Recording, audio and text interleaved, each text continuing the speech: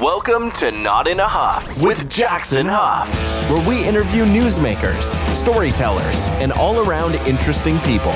Sit back, relax, unless you're driving, and enjoy the show. Here's Jackson. Hello. My name is Jackson Huff. This is Not in a Huff. Thanks so much for joining me. Appreciate it as always, whether this is your first time listening or you've listened to every episode. Glad you're here. This week I'm interviewing Michelle Danner. Now she is a director and an acting coach. You know, we've talked in previous weeks with a lot of actors and actresses and their experiences on TV shows and movies, things like that. This is kind of part of that series, if you will, where we're going to talk to somebody, literally on the other side of the camera, directing the movies. We're going to talk to her about what it takes to be a director. What's the difference between directing and producing and writing movies? All these things. She's dabbled in definitely a few of those. She's certainly dabbled in acting. We're going to talk about growing up and being in an entertainment family. Her father was pretty big in entertainment. We're going to talk about the movies that recently came out that she directed. They both look amazing, so definitely check those out. It was an honor to talk to her. I think that you'll really enjoy hearing a little bit about how to make it big, if you will, in acting. Some of the tips she provides.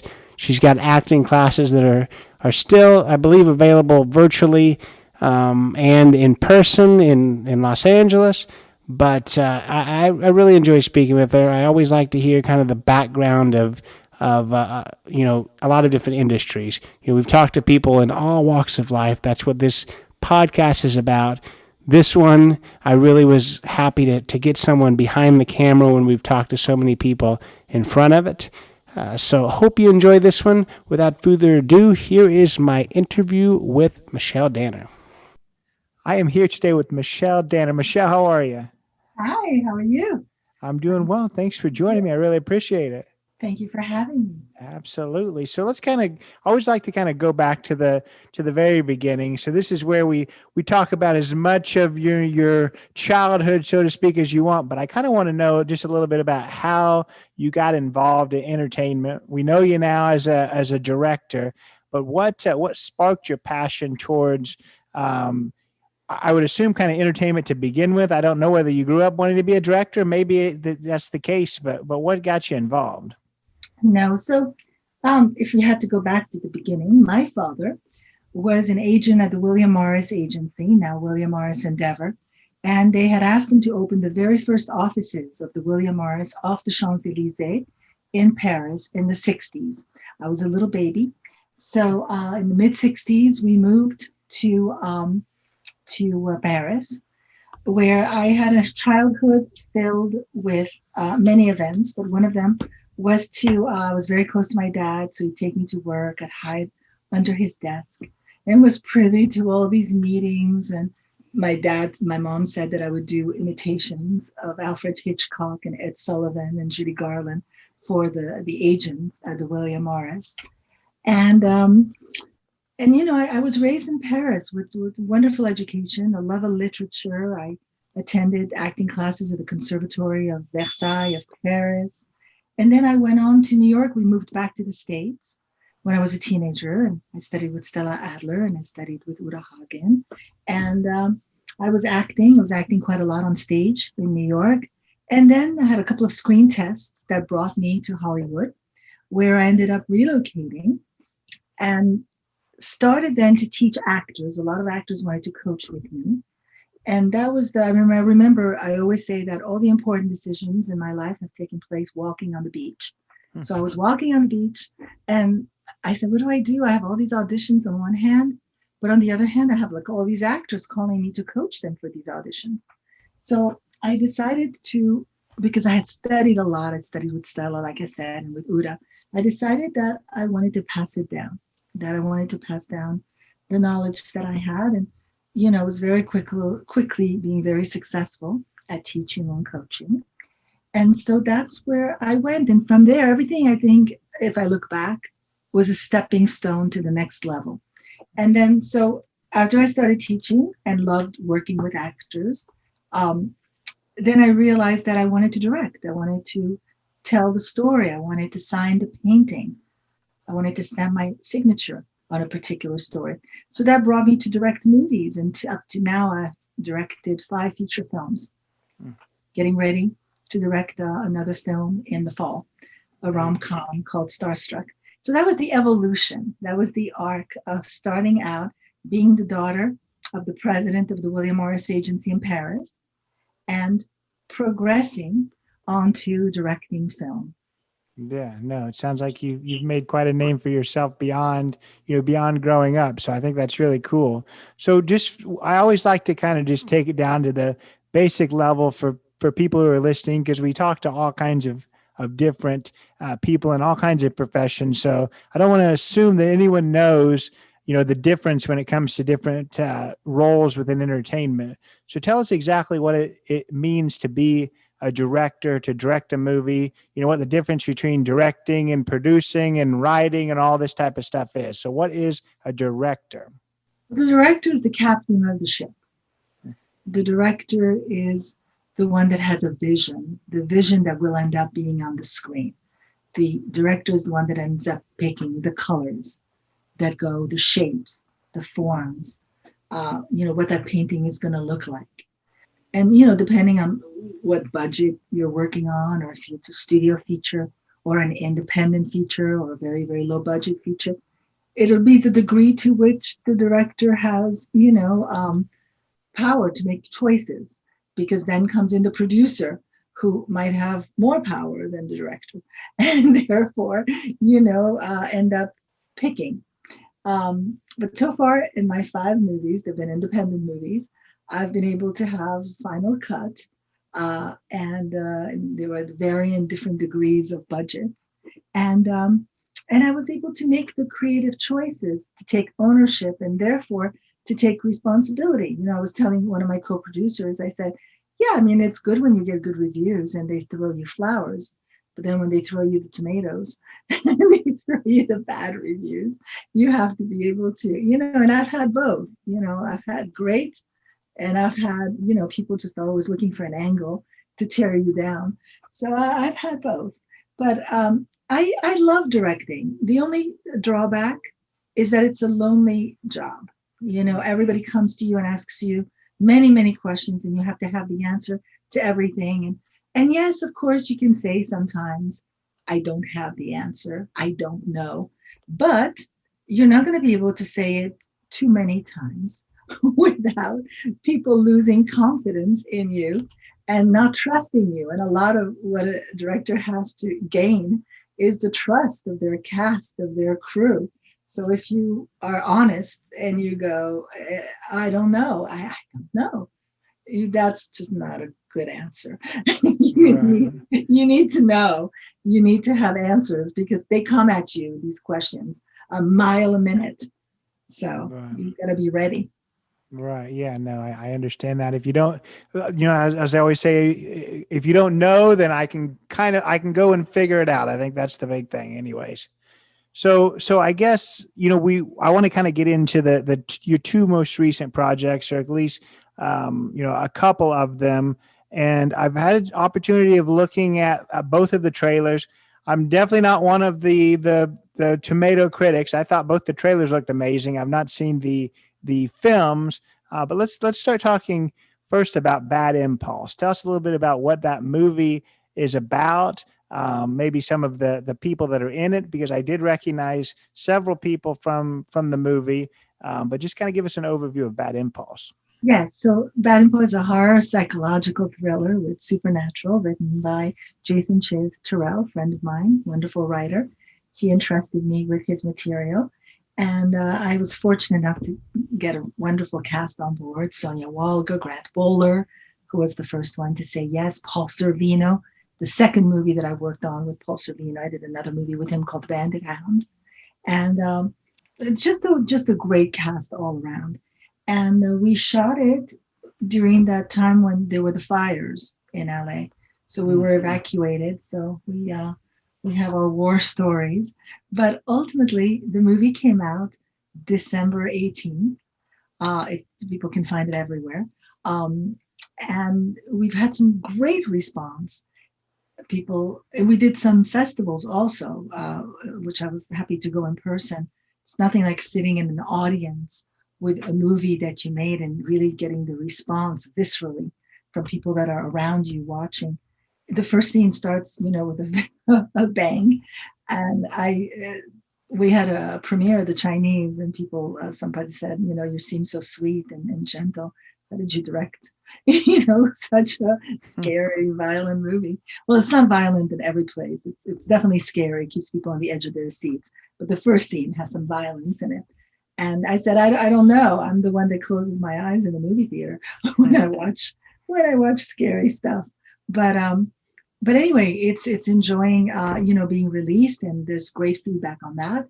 And then I did a movie right before the pandemic called The Runner, where I was lucky enough also to get a great cast: Eric Balfour and Elizabeth Rome and Cameron Douglas, and introducing a newcomer, Edouard Philippe Onat, who gives an astounding performance. All of them do. I just had a great ensemble cast: Carrie Metters and Jessica Emily, and just really lucky to have these great people.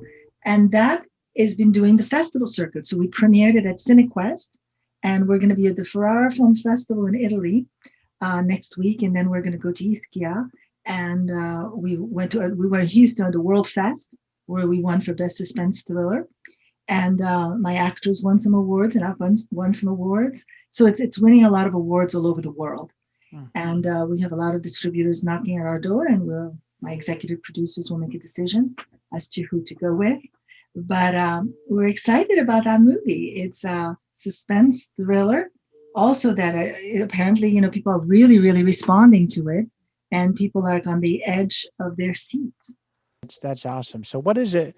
You said that it's been on the festival circuit. Tell us exactly what that means. Well, we enter it in film festivals, and some people say yes, and some people say no. Usually more people say no than yes. But no, you have to target your movie. You have to know which festival is a good fit. And, there's some film festivals where you want to premiere your movie at. We were happy to premiere it at CineQuest. It's a wonderful film festival. It's known to discover cutting edge material. And, it was just a great film festival for us to start. And you enter it, and people, a lot of film festivals, because of COVID, have been virtual. But things are starting to reopen, as we know. And so next year, it's not going to be virtual anymore. It'll be in person. Fingers crossed, knock wood. Yeah, knock on wood for sure. Yeah. So, I mean, with the thing I've always wondered, obviously with actors, there's auditions, and then, big actors, they know someone who gives them parts, or they read scripts and things like that. But how does that work with directors? Is there auditions, or is it really just who that thinks, hey, this would be a good director for my project? Or how do you get projects as a director? So far, every project I've been asked. People have asked me, hey, can you direct this? Can you direct that?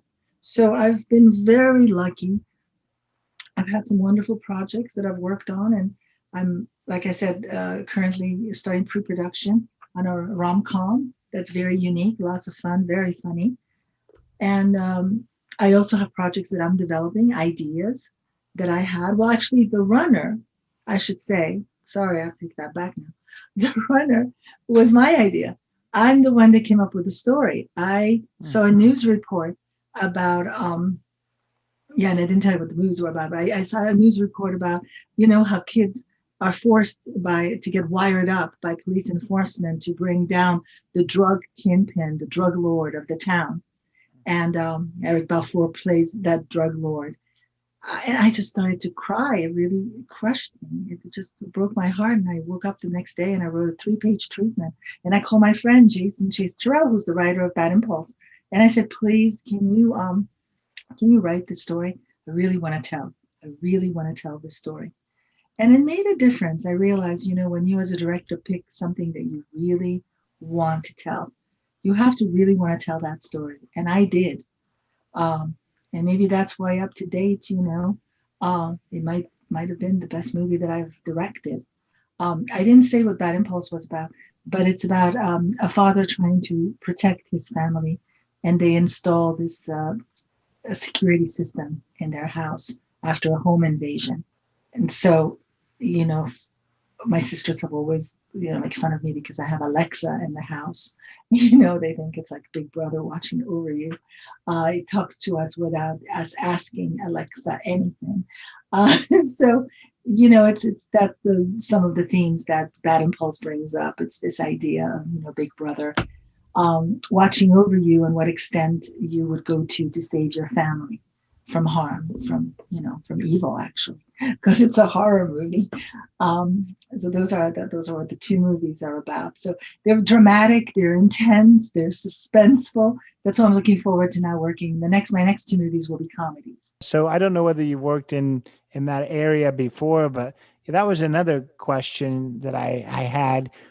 Directing different things, which one have you found that you enjoy or you gravitate towards more? Obviously, with The Runner, given it was your ideal and it was a story that really kind of captivated you, I assume maybe you really like that. But what area, when it comes to horror or suspense or comedy or romantic, I'm not really sure, but what area do you think is the most enjoyable to direct? There's two genres that I love. One is psychological thriller. Mm-hmm. I love that. I just love this like mystery, spy, espionage, pure psychological thriller. I love that. And I love comedies. I love romantic comedies. I love, slapstick comedies. I love to laugh. So I love lighter things. I have a good balance. I have two boys and we watch a lot of different things. We watch some gruesome things and some scary things, but then we always balance it with, we're still working through Schitt's Creek. And so when we're having dinner, I say, let's watch Schitt's Creek. Let's watch something light. Let's watch Kimmy Schmidt. Let's watch something fun. So it's not all, heavy and scary. Right. And the thing that always kind of is cool about those suspense or scary movies is sometimes, the big box office ones, they take a lot of money sometimes to produce. So I just really commend people who have these smaller budgets and still pull it off, sometimes even better than these box office, because it takes being creative sometimes to work with less and still, produce a really cool movie. I see it in my son right now. He just wrote a horror comedy called The Night Shift, and I'm going to be one of the producers on it. And he doesn't have a big budget, but he has a huge imagination. And he's got all these effects. He's got all this stuff, which I have no idea how we're going to pull it off, but we'll find a way. It's like a lot of fun. So I think that when you don't have money, it forces you in a way to be more creative. Because if you have the bucks, you can just throw the money at it. I think it was Orson Welles that said, it's really only art if, you don't have the money. You have to really come up with it with your imagination. I'm paraphrasing. He didn't say it exactly like that, but he meant that. Yeah.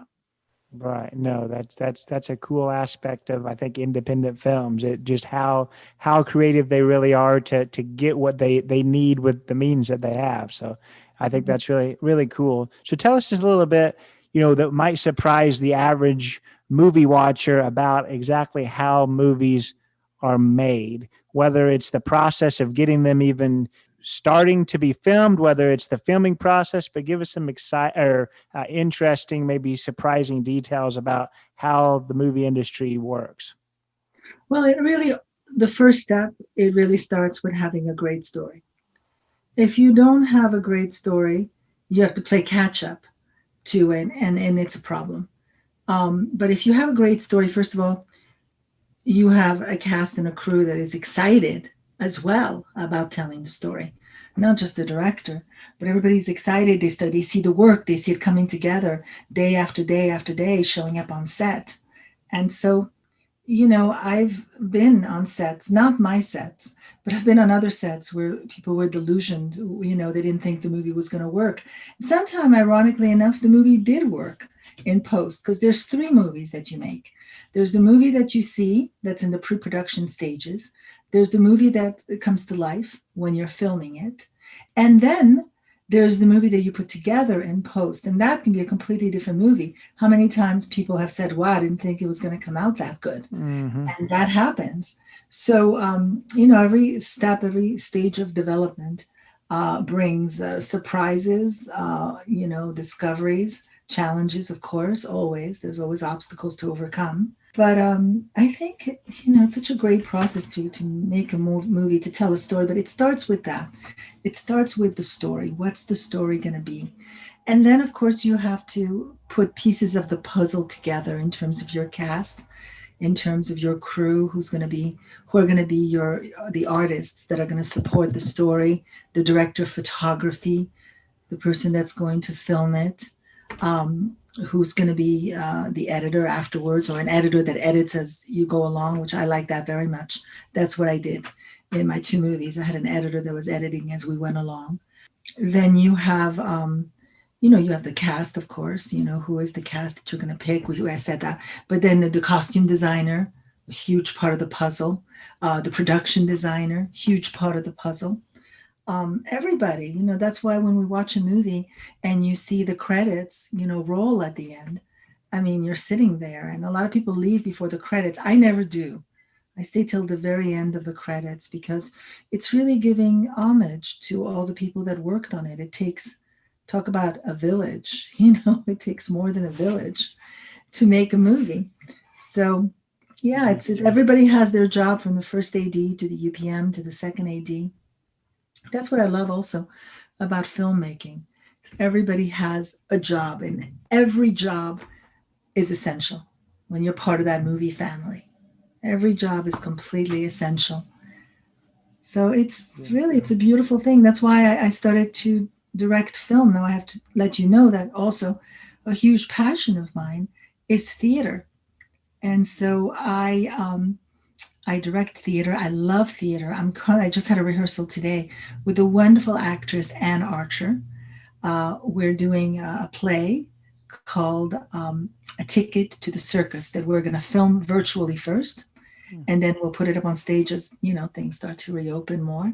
And it's based on a memoir by Norris Church Mailer, who was the wife of Norman Mailer, and Bonnie Culver, a dear friend of hers, who wrote this one-woman show that is quite beautiful, incredibly well written.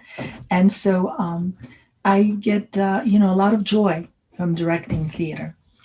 So that's also a big love of mine. Yeah, and when we're talking about movies and those surprising things, I've heard some of the things you said, and it did surprise me, before talking to people and say, this is not even really the movie that I thought we filmed. Like, even the actors, just because post-production sometimes does totally different things and changes the movie into something that people don't even recognize sometimes. Sometimes that's for better, sometimes it's for worse, just like you were saying.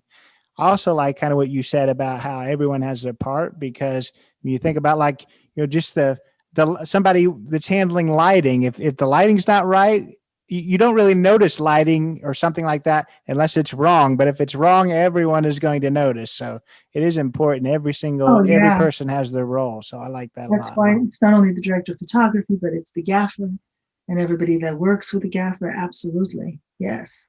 Yeah. So tell us just a little bit about, you alluded to it in the very beginning, but tell us just a little bit more about your acting classes.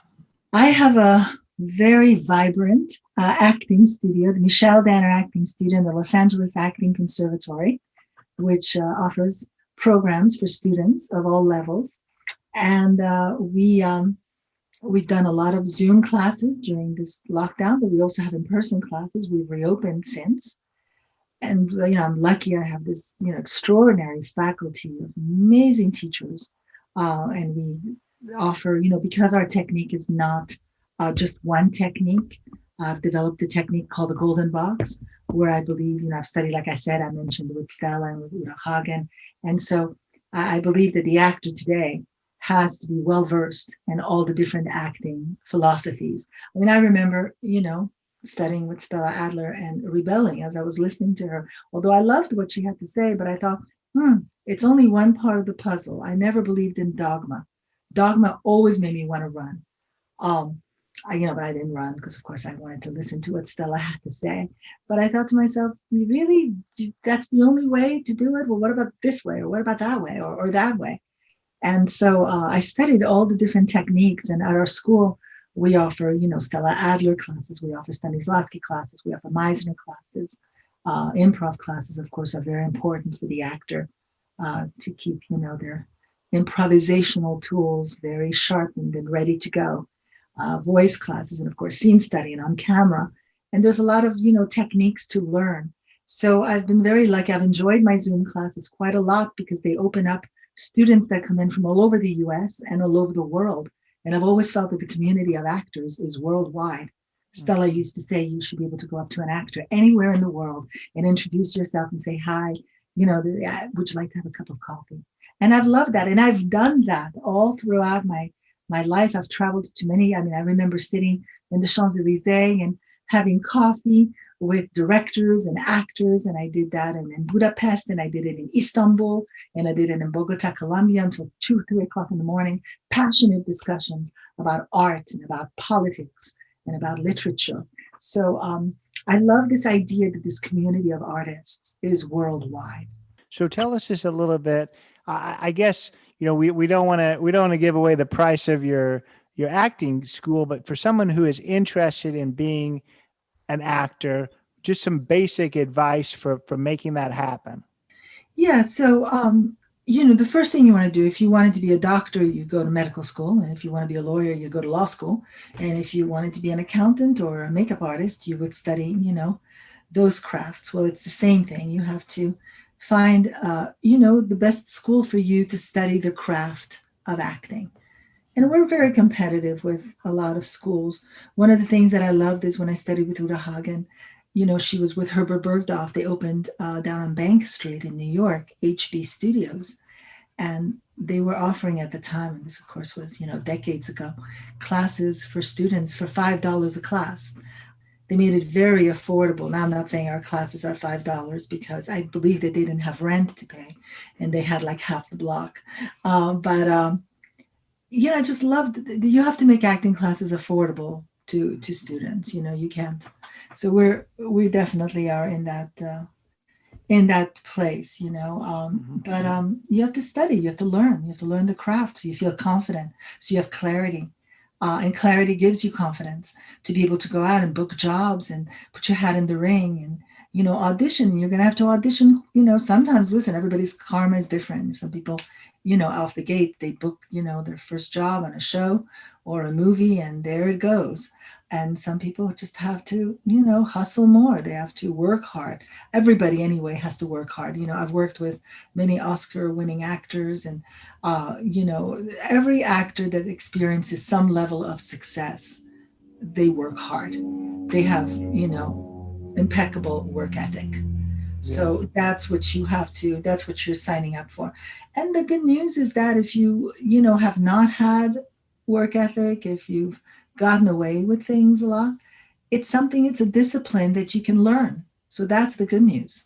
So do you think acting is a completely learned skill? Do you think any of it is just inherent? And not to say that even the people that are good at it naturally don't need education, but do you think there's people that just, it doesn't really matter how much they're going to go to school, that's just not in them, or is it something that everyone can learn? Oh, well, I think that a lot of people have talent. A lot of people have talent. What you have to have is the talent for the talent. That's what you have to have. That means you have to have the work ethic. So people ask me all the time, are they talented? Well, a lot of people are talented. It's not enough to be talented. You have to have the discipline. You have to have that work ethic that I was talking about. That's what's important. I gotcha. So, we've talked about a few of your projects. I want to make sure that we cover any other ones that you might be excited about. Even if it means, a stage show, you talked about that, but anything else that's in the works or things that you've done in the past that you're just really, really proud of?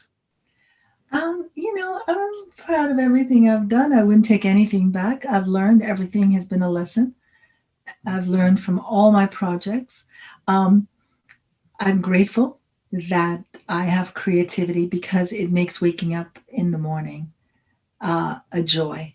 It makes every day better to know that I am going to do something creative. Now, after I finish talking to you, I'm going to coach this wonderful young actor, this up and coming actor, who gets a lot of auditions. I really enjoy passing it down to the younger generation. I mean, I really do. And that's the reason why I teach and will continue to teach, I'm sure, for many years to come, because that, gives me great joy. I also am going to be very happy to be on set in the fall. And I have several projects. I also have a short movie that I'm going to shoot it. So it's all good, And then with our movie now, with The Runner, we're going to Ischia Film Festival, which is a wonderful film festival in the island of Ischia, close to Naples. So we're going to fly into Rome, and I believe the Rome Independent Film Festival wants to do a screening of The Runner. We're going to go from there to Naples, to Ischia, and then maybe, since I'm in Italy, take a little vacation to Sardinia since we're there. But, listen, it's great. I am very, very happy that not only I am creative, but I follow the journey of my friends, my students that are creative as well. And I have 2 kids that are enormously creative. So grateful for creativity. I think that would be the cool thing. I'm in education too, in higher education with a university, a little bit different, but still the same kind of thing where I've just seeing people be successful, whether it's finishing their degree for you, maybe getting those auditions, getting some of those roles. I got a feeling just that the feeling that you get to see that your work with them is paying off and changing their life has got to be something really special. It definitely is, yes. And that's great that you're in education. Yeah, absolutely. We need great teachers. Yeah. Well, I'm not pegging myself as a great teacher, but yeah, we do need that for sure. So tell us just a little bit, about how to find the movies. You said that they're everywhere, but can you give us anywhere where we can find them? Yes, of course. Well, first of all, my website is michelledanner.com. The Instagram is Michelle Danner LA, and you can watch Bad Impulse on Amazon. You can watch it. I don't know the other. I should have the list of the other outlets, but I think if you plug it in, it's everywhere to be found. Gravitas is the distributor, and they are a great independent, film distributor, so they have it everywhere. Absolutely. Very and good. Then in the fall, The Runner hopefully will be out in the fall. Sounds like something to look forward to for sure. So you kind of already gave us a little bit of your information on how to connect with you, but how can people, connect with you further, whether it is what you just mentioned, and then how can, if somebody's interested, definitely given that it's on Zoom, but interested in some of those acting classes, how can they find those? Yes, so they can just go on michelledanner.com and the Los Angeles Acting Conservatory.com.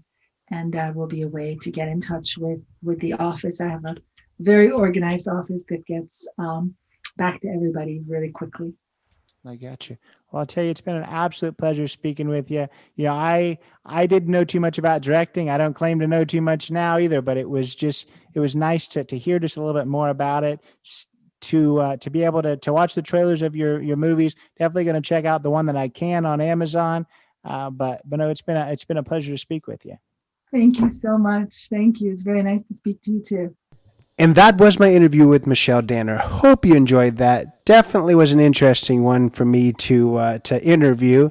I just learned a lot about the entertainment industry, about directing, about producing, and about acting as well. So if you're interested in any of those movies, definitely check out the one she mentioned on Amazon. If you're interested in any of the acting classes, michelledanner.com. It'll be in the show notes. But just a pleasure to speak with. I like to hear those backstories and hear from people doing probably jobs that most of us aren't. So it was a pleasure speaking with her. Appreciate her being here. Appreciate you being here. Every week I say that, but I mean it for sure. If you're not already, please subscribe, follow, whatever it is that you do. But definitely make sure to come back next week and take it away, Chris. This has been Not in a Huff with Jackson Huff. Thank you for listening. Be sure to join us next time where we will interview another amazing guest who is sure to make you laugh or make you think. Or hey, maybe even both. But until then, keep being awesome.